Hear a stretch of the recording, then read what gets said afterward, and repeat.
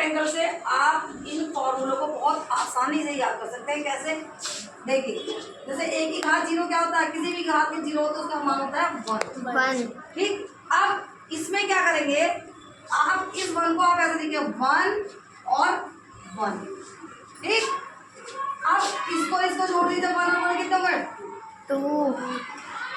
ठीक, अब यहाँ क्या करना, इसमें हम अगर इसकी पावर a की पावर बढ़ेगी तो b की पावर घटेगी, यानी कि यहाँ पर देखिए a की घात 2, b की घात 0, यहाँ पर प्लस 2ab, यहाँ पर अब यहाँ पे a की घात भी 1 और b की घात भी 1, तो यह प्लस 2ab हो गया। अब यहाँ पर b की घात तो बढ़ गई और a की घात 0, तो ये हो गया b की घात।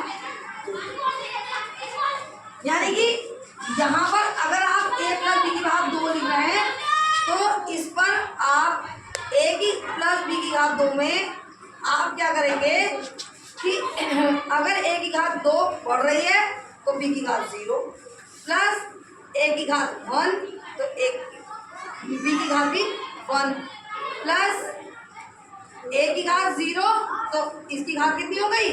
2 1 2। ठीक है, अगर a की बढ़ेगी तो b की 0।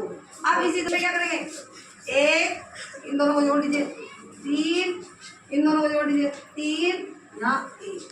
ठीक, अब यहाँ a की घात 3, b की घात 0, प्लस 3 a की घात 2 और b की घात 1 बढ़ गई जी मैम। प्लस 3 a की घात यहाँ बढ़ेगी, यहाँ हो जाएगा 3, यहाँ घट गई 3 2 1 आ गई और b की घात क्या हो गई 0 1 2 प्लस 2 10। अब यहाँ क्या होगा, यहाँ 1 खत्म हो जाएगा तो क्या हो जाएगा b की घात जो मैम और